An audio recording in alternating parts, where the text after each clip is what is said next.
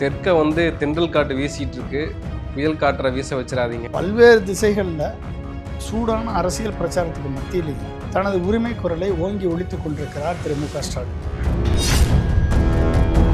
எடப்பாடி உன் உயரம் எங்கள் அப்பா உயரம் கிடையாதுப்பா, முதலமைச்சர் உயரம் கிடையாது, நீ எனக்கு பதில் சொல்கிறா அப்படின்னு சொல்லி ஃபிக்ஸ் பண்ணி விடுவாங்க. முடிஞ்சு போச்சா? எடப்பாடியுடைய உயரம் அவ்வளோதான், உதயநிதி உயரம் தான் சொல்லி முடிச்சிட்டாங்களா? இங்கே தான் பிரச்சாரத்துக்கு விட மாட்டேன்றாங்க, கேட்குற டைம் கொடுக்க மாட்டேன்றாங்க. பிரச்சாரத்துக்கு நீ போக மாட்டேற. சிலையவே எல்லா சிலையும் வந்து துணியை வச்சு மூடுறான் எலெக்ஷன் கமிஷன். எப்படி எலெக்ஷன் கமிஷன் இவனுக்கு சிலையை தூக்கிட்டு வர்றதுக்கு அனுமதி கொடுத்தது? பொம்மை தானே, பொம்மைனாப்புல சிலை தானே. சவப்பட்டியில் ஜெயலலிதா அவர்கள் இருக்கிற மாதிரியெல்லாம் அது செத்த பிறகு எடுத்துகிட்டு போனாங்க.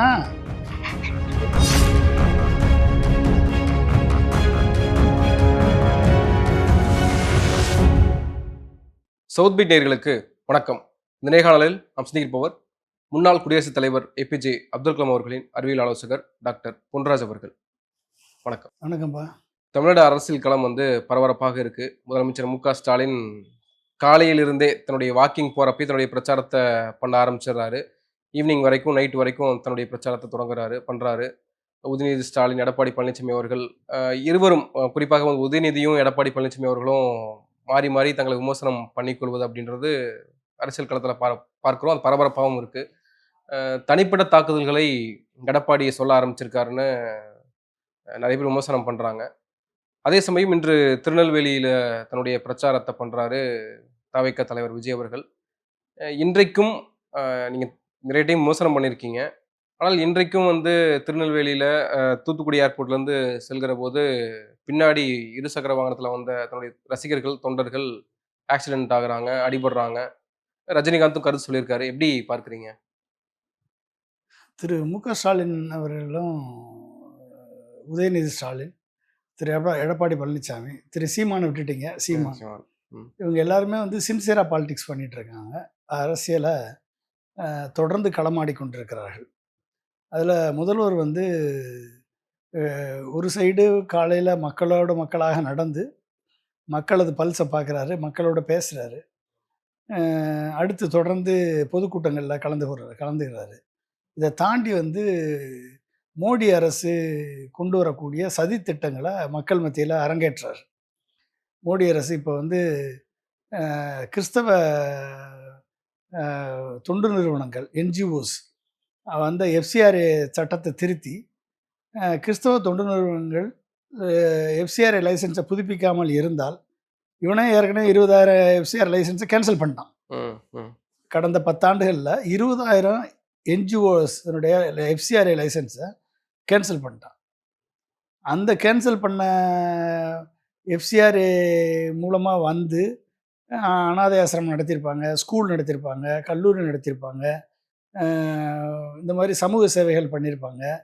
இவங்க அத்தனை பேர் வாங்கின சொத்துக்கள் எல்லாத்தையுமே வந்து ஒட்டுமொத்தமாக டிசிக்னேட்டட் அத்தாரிட்டிக்கு ட்ரான்ஸ்ஃபர் பண்ண போகிறோம், சென்ட்ரல் கவர்மெண்ட்டுக்கு ட்ரான்ஸ்ஃபர் பண்ண போகிறோம் அப்படின்னு சொல்லி அதை ட்ரான்ஸ்ஃபர் பண்ணி அதானிக்கு அம்பானிக்கு விற்கிறதுக்கான ஒரு மசோதாவை தாக்கல் பண்ணுறதுக்கு ரெடி ஆயிடுச்சு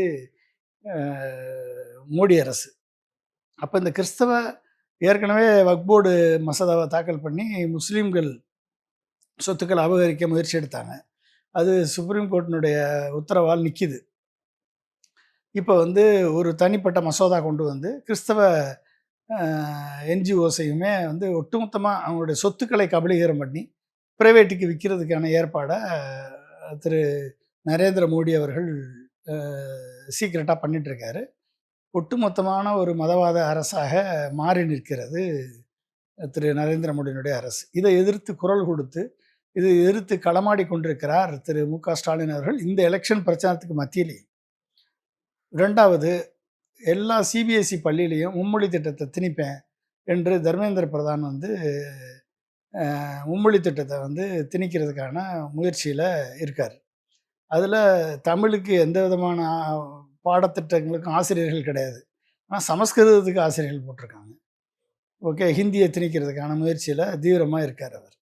ஸோ அதையும் எதிர்த்து களமாட வேண்டிய சூழல் இருக்குது. இன்னைக்கு டீலிமிட்டேஷன் அடுத்து டீலிமிட்டேஷன் வந்து ஒட்டுமொத்தமாக நாங்கள் வந்து பெண்களுக்கு இடஒதுக்கீடு கொடுக்க போகிறோம், அடுத்து வந்து பாப்புலேஷன் படி வந்து நாங்கள் வந்து எண்ணிக்கையை பாராளுமன்ற உறுப்பினர்கள் எண்ணிக்கையை கூட்ட போகிறோம்னு சொல்லி உத்தரப்பிரதேசம், பீகாரில் இருக்கக்கூடிய பாப்புலேஷனை கண்ட்ரோல் பண்ணாத ஸ்டேட்டுகளுக்கெல்லாம் வந்து அதிகமான பிரதிநிதித்துவத்தை பெற்று தமிழகம் போன்ற பாப்புலேஷன் கண்ட்ரோல் பண்ண மாநிலங்களுக்கு அநீதி இழைக்கக்கூடிய செயலை இந்த நரேந்திர மோடி பண்ணிகிட்ருக்காரு. இதையும் எதிர்த்து ஒரு தென் மாநில முதல்வர்களைய எதிர்க்கட்சி ஆளக்கூடிய மாநில முதல்வர்களை கூட்டத்தை கூட்டி இதுக்கு ஒரு தீர்வை வைத்தவர் திரு மு க ஸ்டாலின் அவர்கள். தெற்க வந்து தென்றல் காற்று வீசிட்டு இருக்கு, புயல் காற்றை வீச வச்சிடாதீங்க. தென்றல் காற்றை வந்து புயல் காற்றாக மாற்றிடாதீங்கன்னு சொல்லி இப்போ எச்சரிக்கை கொடுக்க வேண்டியிருக்கு. அப்போ பல்வேறு திசைகளில் சூடான அரசியல் பிரச்சாரத்துக்கு மத்தியிலையும் தனது உரிமை குரலை ஓங்கி ஒலித்து கொண்டிருக்கிறார் திரு மு க ஸ்டாலின் அவர்கள். இது தமிழக மக்களுக்கான உரிமை குரலாக, தென்னகத்தின் உரிமை குரலாக, எதிர்க்கட்சி ஆளக்கூடிய மாநிலங்களின் உரிமை குரலாக, இப்படிப்பட்ட பல்வேறு அட்டாக், அதாவது இந்த நரேந்திர மோடியினுடைய மதவாத அரசு, இந்துத்துவ அரசு ஒட்டுமொத்த இந்தியாவையும் கபலீகரம் செய்து ஒட்டுமொத்த இந்தியாவையுமே வந்து ஒரே நேஷன் ஒன் எலெக்ஷன் சொல்கிற மாதிரி இப்படியெல்லாம் வந்து கபலீகரம் செய்து ஒட்டுமொத்த இந்தியாவை இன்னும் ஒரு கற்காலத்துக்கு, எப்படி வந்து ஈரானை கற்காலத்துக்கு கொண்டு போயிடுவேன்னு சொல்லி ட்ரம்ப் மிரட்டினாரோ அது மாதிரி இந்தியாவை அதிகாரப்பூர்வமாக கற்காலத்துக்கு கொண்டு சென்று கொண்டிருக்கிறார் திரு பிரதமர் நரேந்திர மோடி அவர்கள். இதை எதிர்த்து குரல் கொடுக்க வேண்டிய அண்ணா திராவிட முன்னேற்ற கழகத்தினுடைய எடப்பாடி தூங்குறாரு. ஓகே, இதை எதிர்த்து குரல் கொடுக்க வேண்டிய விஜய் வாயை திறக்க மாட்டார். ஓகே, இன்னைக்கு பேசுவார்ல, என்னத்தை பேசுவார்? அவங்க இப்படி செஞ்சுருக்கலாம், இவங்க இப்படி செஞ்சுருக்கலாம், அவங்க வந்திருக்கலாம், இவங்க வந்திருக்கலாம், இது பேச்சாது. ஓகே, அது அட்லீஸ்ட் சீமானாவது அதுக்கு ஏற்ற குரல் கொடுப்பாரு.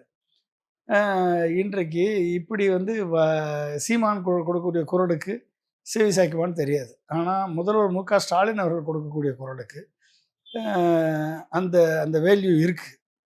எனவே வந்து இன்றைய தேவை வந்து பிஜேபி என்ற ஒரு மதவாத சக்தி தமிழகத்தில் அதிமுக என்ற அண்ணா திராவிட முன்னேற்ற கழகம் என்ற எடப்பாடியினுடைய கட்சி மூலமாக தமிழகத்தில் ஊடுருவி தமிழகத்தில் நச்சுக்காற்றை பரவ செய்வதை தடுக்க வேண்டிய மிகப்பெரிய கட்டாயம் தமிழக மக்களுக்கு இருக்கிறது.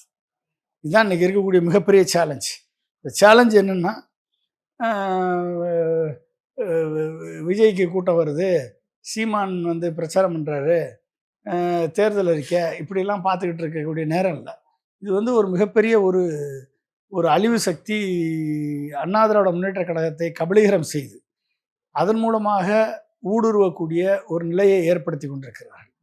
ஃபட்னாவிஸ், மகாராஷ்டிரா முதல்வர் நேற்று ஃபட்னாவிஸ் வந்து மதுரைக்கு மெட்ரோ வரணும்னா பிஜேபி வேட்பாளர் சவுத்தில் ஜெயிக்கணும், மதுரை சவுத்தில் ஜெயிக்கணும்னு சொல்கிறார். இப்போ மதுரைக்கு வந்து குறிப்பிட்ட ரெக்கார்டு பாப்புலேஷன் இல்லை, இங்கே மெட்ரோ தேவையில்லைன்னு சர்டிஃபிகேட் கொடுத்தது மத்திய அரசு, ஒன்றிய அரசு.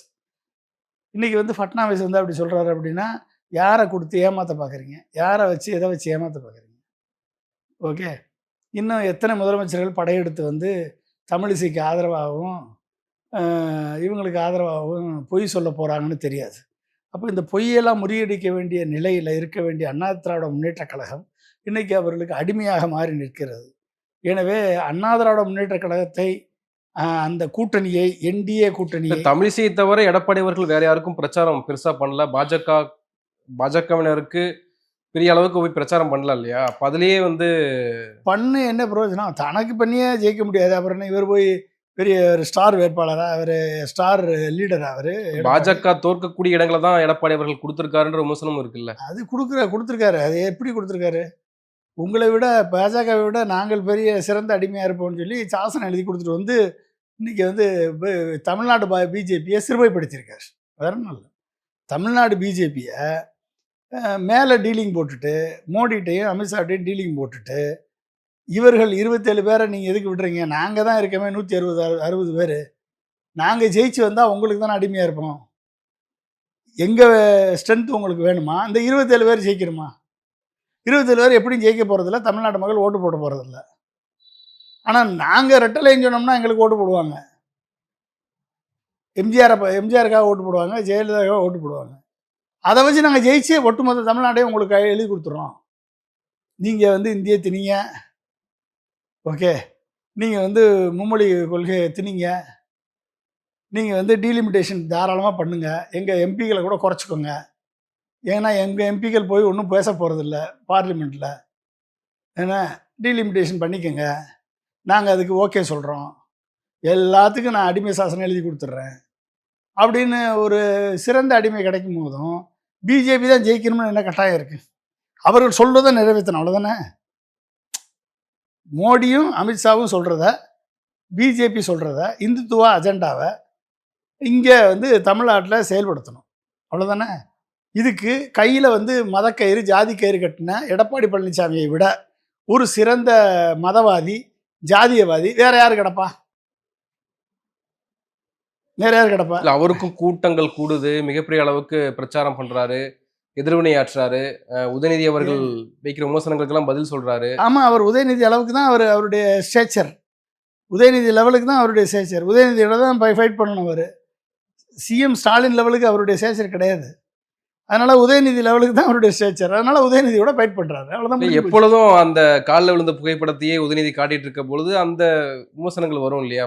எது பால்டாயில குடிச்சதெல்லாம் வந்து இப்ப பேசிட்டு இருக்கு அப்படின்னு உதயநிதியை வந்து விமர்சனம் பண்ணாரு. அது கூட அதான் சொல்றேனே, உதயநிதி அதாவது இன்னைக்கு எப்படி நெரேட்டிவ் ஆகி போச்சு அப்படின்னா, எடப்பாடியுடைய அளவு உயரம் உதயநிதி உயரம் தான், ஸ்டாலின் உயரம் கிடையாது அப்படின்னு சொல்லி ஃபிக்ஸ் பண்ணிட்டாங்க.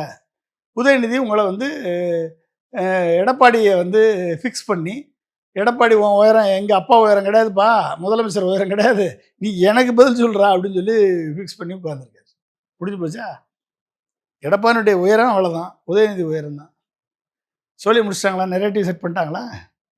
இதுக்கு மேலே உன்னால் எந்திரிக்க முடியாதுல்ல. நீ உதயநிதியே பேசிக்கிட்டே இருக்க வேண்டியதான், பால் டாயில் குடிக்க வேண்டியதான், என்ன வேணாலும் சொல்ல வேண்டியதான், அதுக்கு பதில் சொல்லிகிட்டே இருக்க வேண்டியதான். ஸோ யாரை எங்கே வைக்கணுன்றத தெளிவாக இருக்காங்க, அங்கே வச்சுருக்காங்க, அவ்வளோதான். எடப்பாடியுடைய உயரம் இவ்வளோ தான், உதயநிதி லெவலுக்கு தான். He is not up to the mark of Stalin. Stalin லெவலுக்கு கிடையாது. இல்லை, விஜய் எந்த உயரத்தில் வைத்திருக்காங்கன்ற ஒரு கேள்வி இருக்குல்ல. இன்னைக்கு நீங்கள் நிறைய விஷயங்கள் சொன்னீங்க. டீலிமிட்டேஷன் இருக்குது, மும்மொழி கொள்கை இருக்குது, கிறிஸ்தவ நிறுவனங்களுக்கு வரக்கூடிய ஃபண்ட்ஸை முடக்கிட்டாங்கன்னு அப்படி பல விஷயங்கள் இருக்குது. ஆனால் இன்றைக்கும் நிறைய கூட்டங்கள் போகுது, பைக்கில் போகிறாங்க, அந்த கிரேஸ் இருக்குல்ல விஜய்க்கு. ஏங்க, ஒரு நடிகர் போகும்போதும் பின்னாலேயே போகிறான், பின்னாலேயே போய் விழுந்து செத்து போகிறான். வம்பா சாகிறவனை போய் நீங்கள் தடுக்க முடியுமா? அதை என்கரேஜ் பண்ணுறாரு அவர். ஓகே, இந்த நடிகர் எந்த களத்தில் இருக்கார்? இந்த களத்தில் இல்லாத நடிகரை பற்றி எதுக்கு நம்ம டயத்தை பேச பண்ணணும்? களத்திலே கிடையாது, என்ன பேசுவார் அவர்? அவர் பேசுகிறதுல என்ன இருக்குது? இன்றைக்கி பேசுகிற என்னன்னு, என் நெஞ்சில் குடியிருக்கும் நண்பா நம்பீஸ், இது ஒன்று, ஒரு standard dialogue. DMK versus TVK ரெண்டாவது டயலாக்கு. ஓகே, மூணாவது டயலாக்கு, வழியோட எத்தனை வழிகளை தாங்கி கொண்டு வந்திருக்கிறேன், இது மூணாவது டயலாக்கு. நாலாவது டயலாக் என்னது? ஏன் பெரிய விக்டோரியான மகாராணி மாதிரி இருக்க வேண்டியவன் நான், என் வசதி வாய்ப்புகளை எல்லாம் விட்டுட்டு உங்களுக்காக நான் வந்திருக்கேன். பனையூர் பங்களா எழுதி வச்சிட்டாரு. 600 கோடி சொத்தை வந்து ஒய்ஃபுக்கும் பிள்ளைகளுக்கு எழுதி வச்சிட்டாரு. இல்லைன்னா புஷியானத்துக்கும் கட்சிக்கு எழுதி வச்சுட்டாரு. பனையூர் பங்களா சொத்து, அந்த 500 கோடி சொத்து எல்லாத்தையும் எழுதி வச்சுட்டாரு. எழுதி வச்சுட்டு இன்றைக்கி நடு குடிசையில் வாசிக்கிறாரு. ஓகே, அதனால் வந்து அவர் சொல்கிறதெல்லாம் நீங்கள் கேட்கணும். 6000 கோடி சம்பளம் வாங்கியிருக்கேன்னு சொல்லி உச்சபட்ச நடிகர்னு சொல்லி அமாவாசை ஆதவர்ஜனாவும் புஷியானந்து செங்கோட்டையன் எல்லாரும் முன்னையே வச்சுக்கிட்டு தான் பேசுனாங்க. அப்போ அவங்க சொன்னதப்பெல்லாம் தலையாட்டிக்கிட்டு சிரிச்சுக்கிட்டு உட்காந்துருந்த. இப்போ வந்து கணக்கு காமிக்கிற 600 கோடி தான் எனக்கு சொத்து இருக்குன்னு, 400 கோடி அசையும் சொத்து, 400 கோடி அசைய சொத்து, 200 கோடி அசையும் சொத்து இருக்குன்னு சொல்லி காமிக்கிற. வாங்கின சொத்தை ஒய்ஃபு பேரில் கிடையாது, பிள்ளைகள் பேரில் கிடையாது, அப்பா அம்மா பேரில் கிடையாது, எல்லாம் வந்து பினாமி பேரில் வச்சுருக்க. 21 எப்போ உனக்கும் சங்கீதாவுக்கும் மனமுறிவு வந்த உடனே சொத்தை தூக்கி டிரைவர் பேரில் ட்ரான்ஸ்ஃபர் பண்ணி பினாமியாக போட்டு வச்சுருக்க. டிரைவர் மகனுக்கு சீட்டு கொடுத்துருக்க. இப்படிப்பட்ட ஒரு தனி மனித ஒழுக்கமும் பொது ஒழுக்கமும் இல்லாத ஒரு நடிகன், அந்த நடிகனை பின்னால் ஒரு கூட்டம் சுற்றுது அப்படின்னா எப்படிப்பட்ட கூட்டம் சுத்தம்? அந்த இப்படிப்பட்ட ஒழுக்கம் உள்ளவர்கள் தான் இந்த ஒழுக்கம் நம்மளுக்கு இருக்கணும் அப்படின்னு நினைக்கிறவங்க தான் அவன் பின்னால் சுற்றுவாங்க. வேறு என்ன? பாண்டிச்சேரி போலீஸு தன் கடமையை செஞ்சாங்க. எல்லா பைக்கையும் நிறுத்தி சாவியை பிடுங்கிட்டு போடான்னு சொல்லி அனுப்பிவிட்டான். அது மாதிரி தமிழ்நாடு லத்தி போலீஸ் சார்ஜ்லாம் நடந்துச்சு. லத்தி சார்ஜ்லாம் லத்தி நடந்துச்சு. சார்ஜ் நடத்துனாங்க. அது மாதிரி போலீஸ் தமிழ்நாடு போலீஸ் பண்ணணும். தமிழ்நாடு போலீஸ் வந்து விஜய்க்கு இங்க ஆதரவா தான் பிரச்சாரத்துக்கு விட மாட்டேன்றாங்க. என்ன கேட்கிற டைம் குடுக்க மாட்டேன்றாங்க. பிரச்சாரத்துக்கு நீ போக மாட்ற. சீமான் 5 இடத்துல பிரச்சாரம் பண்றாரு. எடப்பாடி 5 இடத்துல பிரச்சாரம் பண்றாரு. முதல்வர் 5 இடத்துல பிரச்சாரம் பண்றாரு. உதயநிதி ஸ்டாலின் 6 இடத்துல பிரச்சாரம் பண்றாரு. உனக்கு என்ன பிரச்சனை? இல்ல நெறைய இடங்கள்ல இப்போ எங்கெங்கெல்லாம் ஏர்போர்ட் இருக்கோ அங்கங்கெல்லாம் ஏர்போர்ட்ல இருந்து போய் பிரச்சாரம் பண்றாரு. ஏர்போர்ட்டுக்கு போயிட்டு அங்கிருந்து சில நகரங்களுக்கு போறாரு. ஏன் நீ இப்போ பஸ்ஸில் போக மாட்டியா? இல்லை காரில் போக மாட்டியா? ஃப்ளைட்டில் தான் பறந்துட்டு இருப்பியா? அதுவும் வந்து முதலமைச்சரே வந்து ஆர்டினரி ஃப்ளைட்டில் போகிறாரு. நீ உனக்கு தனி ஃப்ளைட்டு. நீ தான் வந்து எல்லா வசதி வாய்ப்புலையும் விட்டுட்டு நீங்கள் வந்து மக்களுக்காக வந்துட்டேன்னு சொல்லி வந்து போய் புருடா விட்டுட்டு இருக்க, பொய் விட்டுட்டு இருக்க. உன்னை யார், அதாவது பொதுமக்கள் வந்து நல்லா கண்ணாக பார்க்குறாங்க. உன்னை மாதிரி வந்து ஒரு பொய் பேசுகிறவன், ஓப்பன் டேலைட் பொய். இல்ல நாமினேஷன் ஃபைல் பண்றப்போ தன்னுடைய சொத்து மதிப்புல எல்லாம் வெளிப்படையாக விஜய் சொல்லியிருக்காரு. 600 கோடி சொத்து இருக்குன்னு சொல்றாரு. ஆனால் ஸ்டாலின் அவர்கள் பாருங்க என்கிட்ட காரே இல்லன்னு சொல்றாரு. இருக்கிறது தானே சொல்லுவாங்க. அவங்க பேரில் இருந்தால் தானே சொல்லுவாங்க. அவங்க விவரமாக அவங்க பேரில் வாங்காமல் வச்சுருக்காங்க. நீ விவரமாக எல்லாத்தையும் உன் பேரில் வாங்கி வச்சுருக்க. அதுக்கு நீ என்ன பண்ண முடியும்? அவங்க ட்ரஸ்ட்டில் வாங்கியிருப்பாங்க. ட்ரஸ்ட் வந்து இந்த இதில் இருக்கும். நீ உனக்கு விவரம் தெரியல, உனக்கு இருக்கவன் ஆடிட்டர்லாம் கூமுட்டையாக வச்சுருந்தீங்கன்னா அப்போ எப்படி இருக்கும்? ஒரு ஒய்ஃபுக்கும் பிள்ளைகளுக்கும் கொடுத்த பணத்தையே லோனுன்னு எழுதி வச்சுருக்க உன் ஆடிட்டரு. அந்த ஆடிட்டர் தான் உன் கட்சிக்கு பொருளாளர். அந்த ஆடிட்டர் தான் மயிலாப்பூர் வேட்பாளர். ஓகே, உனக்கு கள்ளக்கணக்கு எழுதினவன் தான் ஆடிட்டரு. அப்புறம் எப்படி இருக்கும் சொல்லு? நீ வந்து எப்படியா? இவங்க வசதி வாய்ப்புகளோட இல்லையா? ஸ்டாலினும் உதயநிதி ஸ்டாலினும் அவங்க சொத்து மதிப்புகளையே ஆமாம், சொல்ல அவங்க மாட்டேங்கிறாங்க. முதலமைச்சராக இருக்காங்க. கட்சியில் காசு இருக்குது. கட்சியில் கொண்டாந்து பணத்தெல்லாம் கட்சியில் போட்டிருக்காங்க. கட்சியில் ட்ரஸ்ட் வச்சுருக்காங்க. நீ கட்சியில் போடு. உன் பணத்தை ஃபுல்லாக அப்படியே ட்ரான்ஸ்ஃபர் பண்ணி கட்சியில் காமி. உனக்கு வராதுல்ல அது? ட்ரஸ்ட்டில் காமி தம்பி, கட்சியில் காமி. அவங்க கட்சியாக நடத்துகிறாங்கப்பா, ட்ரஸ்ட் வச்சு நடத்துகிறாங்கப்பா. நீ ஏன் காமிக்க மாட்டேற? அவன் கட்சியில் காமி. கட்சி சொத்தா எல்லாம் என் பேரில் வச்சுருக்க. உன் பேரில் வச்சுருக்கேன்னா உன் பொண்டாட்டி பேரில் ஏதாவது இருக்கா?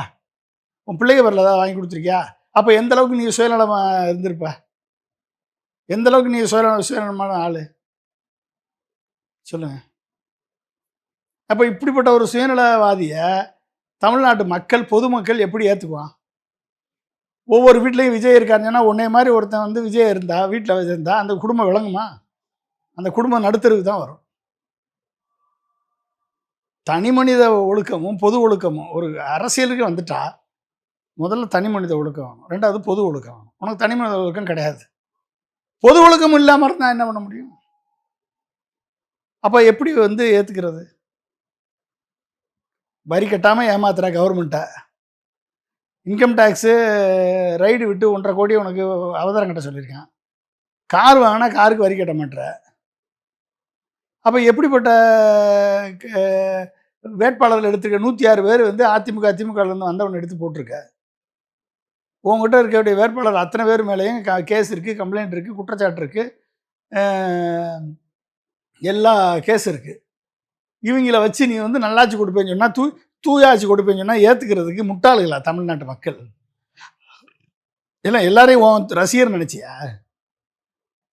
நீ சொல்கிறதெல்லாம் கடவுள்னு சொல்லி ஆடுறதுக்கு அந்த உன்னைய சுற்றி வருது இந்த பொம்பளை பிள்ளைங்களும், அந்த சின்ன பிள்ளைங்க, ஒன்றுமே தெரியாத பிள்ளைங்க. ஒரு புது ஆள் வரட்டுமே.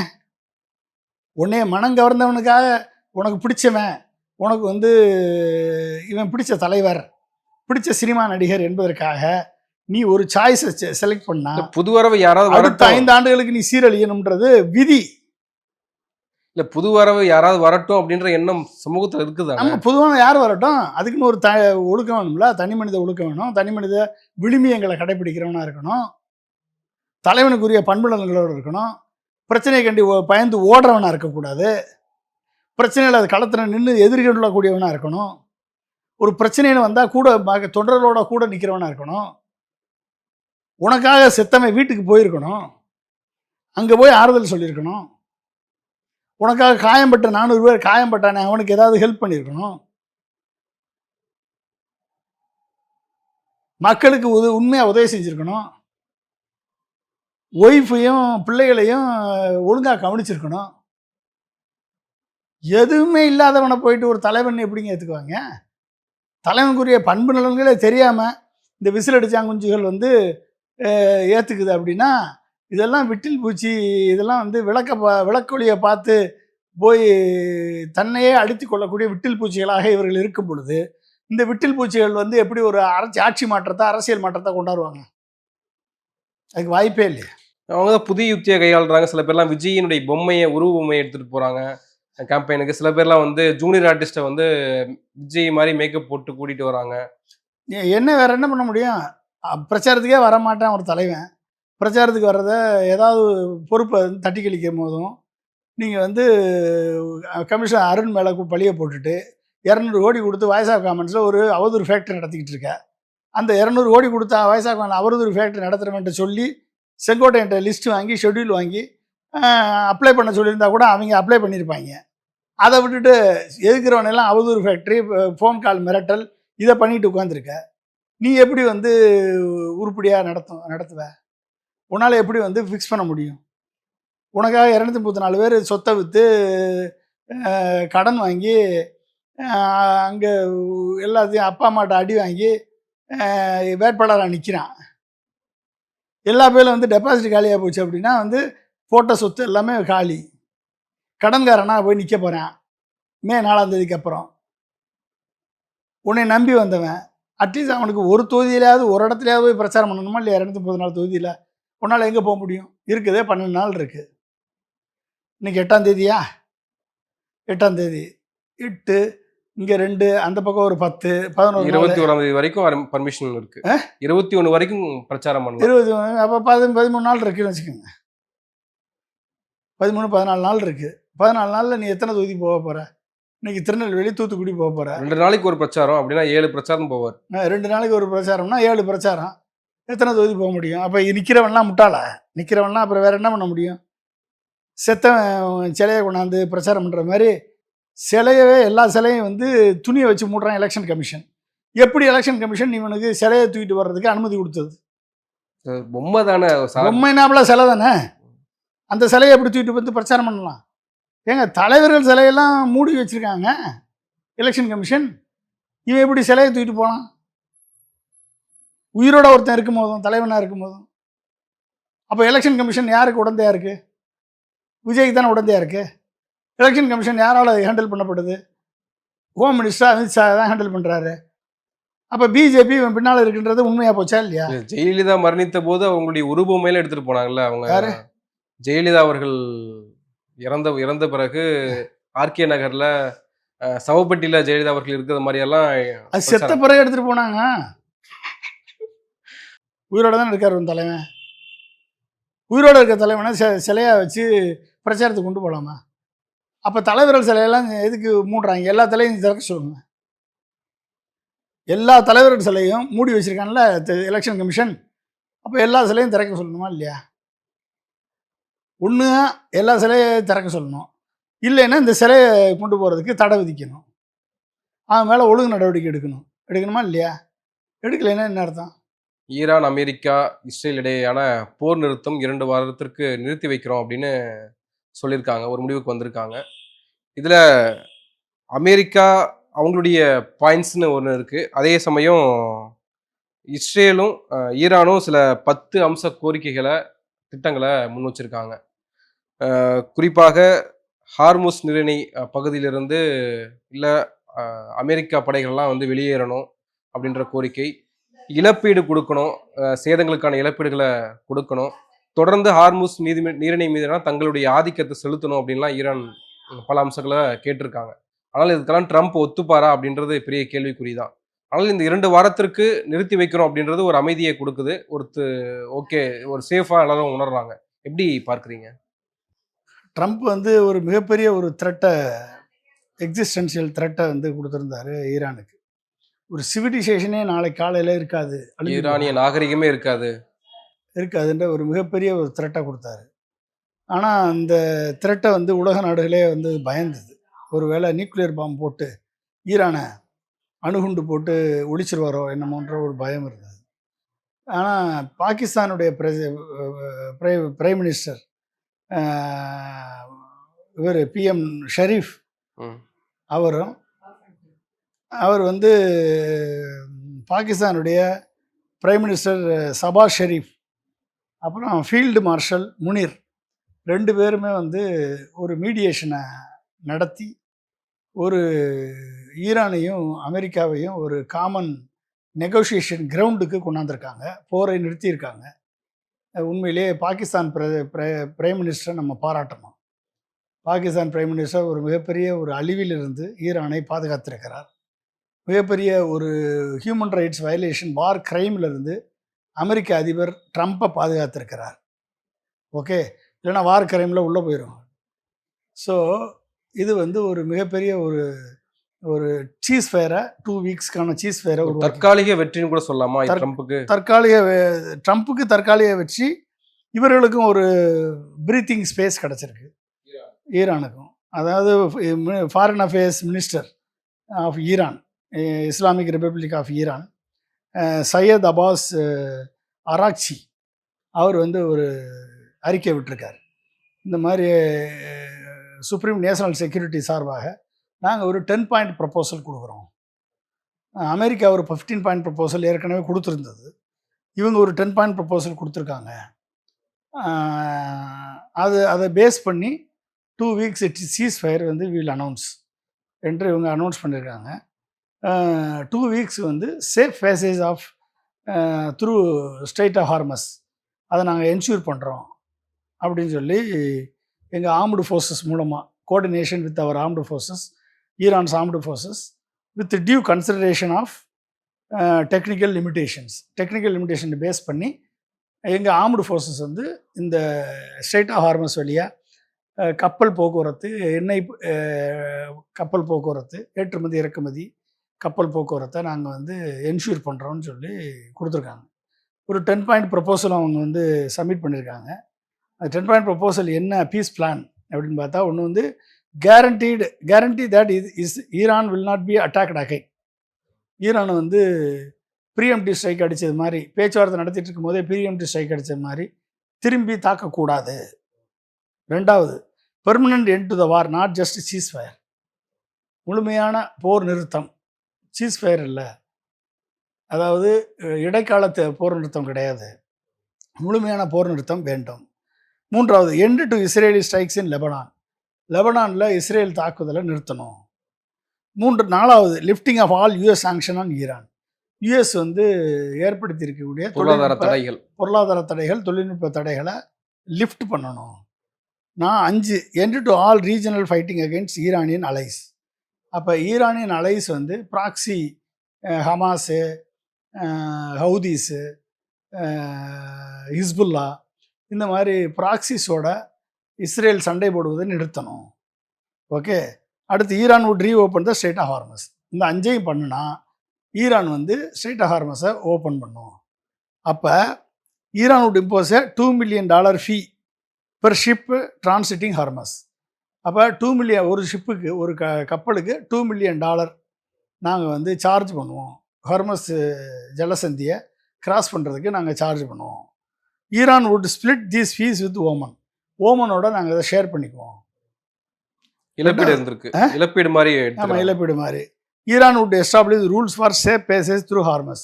ஈரான் வந்து சேஃப் பேசேஜ் ஹார்மஸை வந்து பாதுகாப்போடு கடப்பதற்கான ரூல்ஸ் அண்ட் ரெகுலேஷன்ஸை நாங்கள் ஃப்ரேம் பண்ணி கொடுத்துட்றோம்.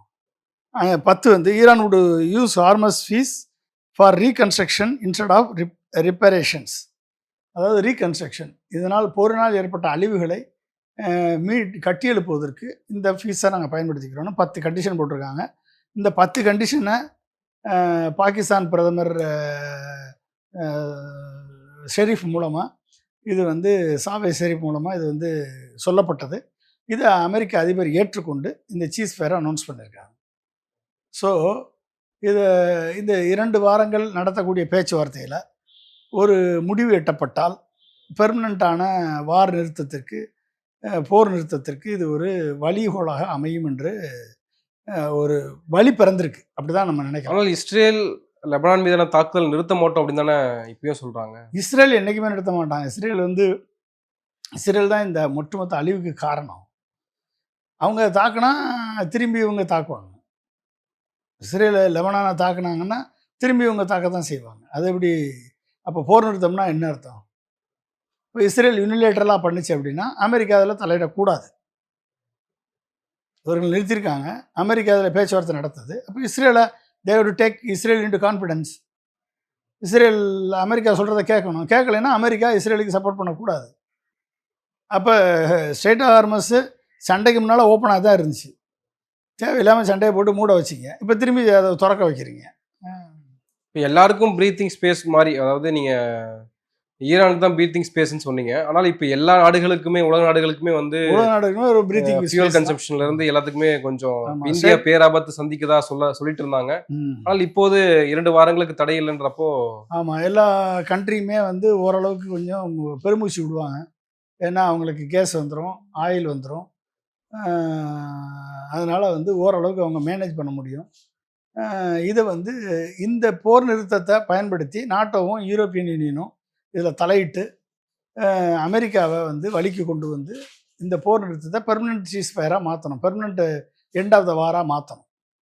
மாற்றி தேவையில்லாமல் இஸ்ரேல் ப்ராக்சிஸோட சண்டை போட்டால் அந்த ப்ராக்சிஸ் வந்து அவங்கள ஹேண்டில் பண்ண வேண்டிய சூழல் வரும்.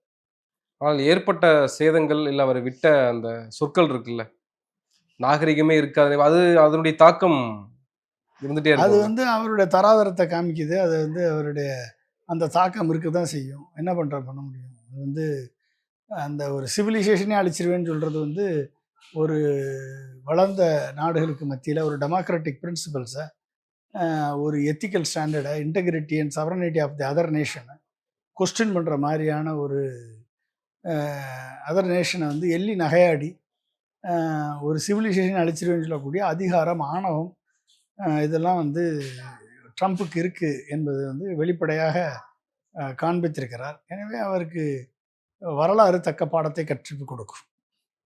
நன்றி சார், நிறைய விஷயங்களை பகிர்ந்திருக்கீங்க. மிக்க நன்றி. மிக்க நன்றி.